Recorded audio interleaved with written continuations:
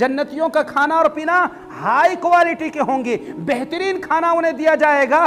दुनिया के खाना की तरह नहीं है, यहाँ के खाने में ऐब है, यहाँ खाने में कमी है, यहाँ टेस्टी वो नहीं है। सारी चीजें केमिकल से तैयार होकर के हम खाते हैं। अब सब्जी भी खाते हैं उसमें भी केमिकल है, फल फ्रूट खाते हैं वो भी केमिकल के जरिए तैयार किया जा रहा है। सारी चीजें केमिकल के जरिए, चाहे दूध हो चाहे जो भी चीजें हो।